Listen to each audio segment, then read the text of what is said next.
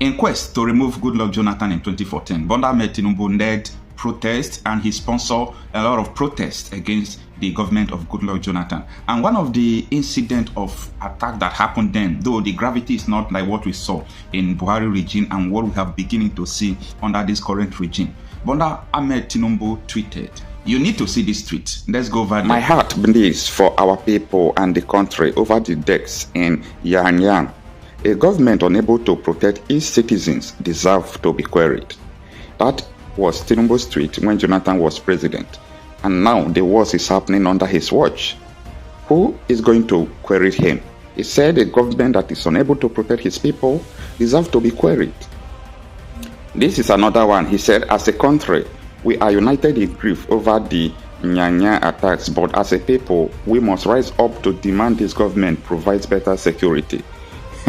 I'm asking question, who are those then that will rise up against Tinubu's government now? Let us go to another tweet.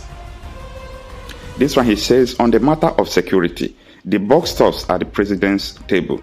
Like in other countries, Jonathan's chief security officer stopped Boko Haram. Oh, when you are not president, you think others are not doing fine. Okay, what is Tinubu doing now about this? Let's go to another tweet. You see, Nigeria's security outlook is depressing. The unending attacks suggest a failure of intelligence. Government must rethink in its strategy now. I believe Bola Ahmed Tinubu will rethink in its strategy because he's failing already. This is not what Nigeria bargained for. This is a renewed insecurity, not a renewed hope. And people must have courage to talk about all these things. It's very shameful. Any country does not necessarily need a good leader to function well, but it is a combination of a good leadership and a good opposition parties. In 2014, APC led what I called the greatest opposition party in Africa.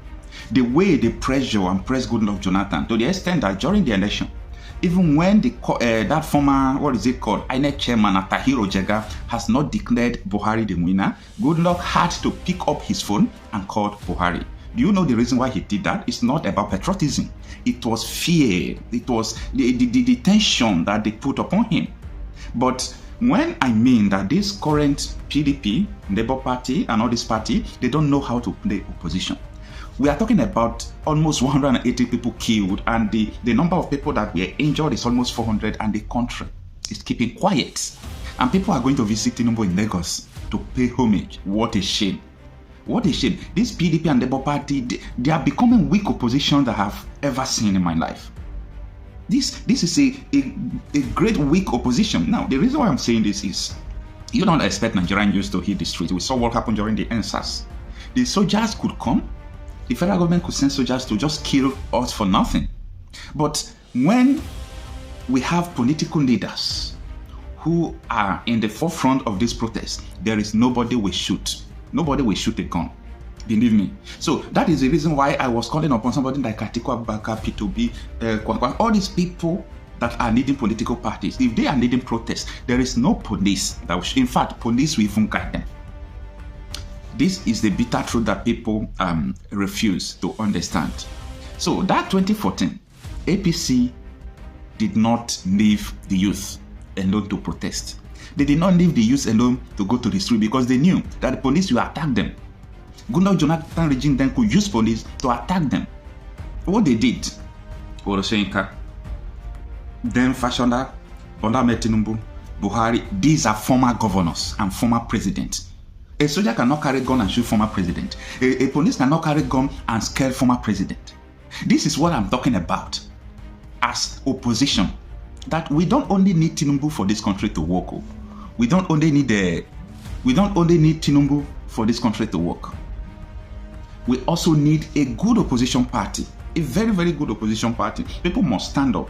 And if they want to lead at the forefront, if Atiku want to lead protests today, people will follow. If P2B want to lead protests in the forefront, people will follow. If Kwakwanso want to lead protests in the forefront, people will follow.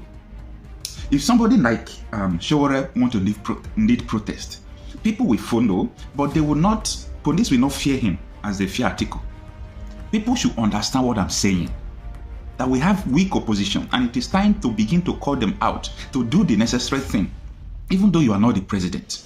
When the president is not doing well, it is our duty to correct them. That is the fact.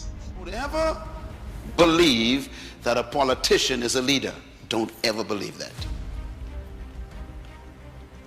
Because the system that we have produces politicians.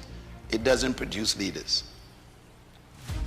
And so you can have a politician who knows nothing about leadership, and he's leading you. Politicians are concerned about the next election. That's all they're interested in.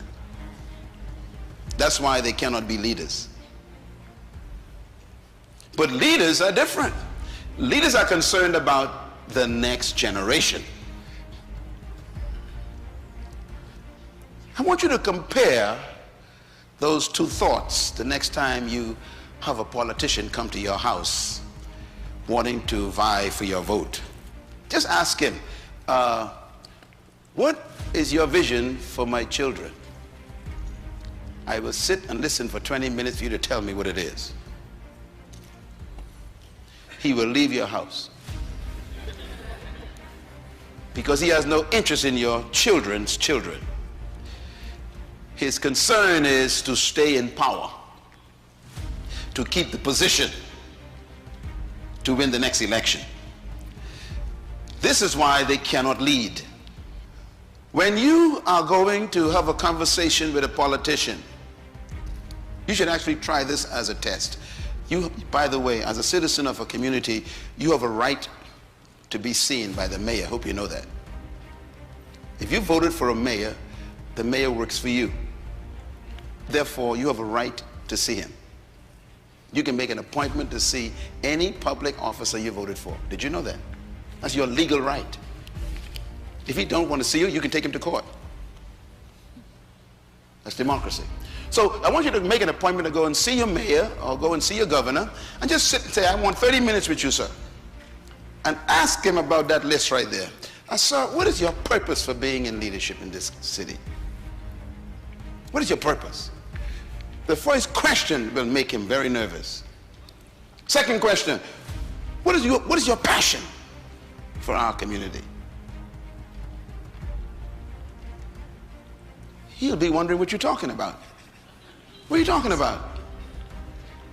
I just want to build roads and bridges and provide jobs. No. What is your passion? And this is why we need to question the leaders we have. And so I have a little thought here. I call it politics versus leadership. Let's talk about it for a second. Number one, politicians focus on programs, not vision.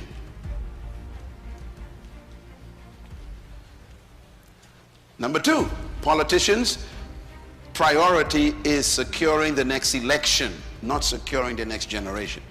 Their focus is different. Number three, politicians are preoccupied with promises, not purpose.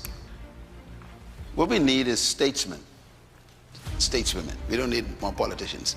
A statesman is an interesting human. A statesman thinks of the next generation.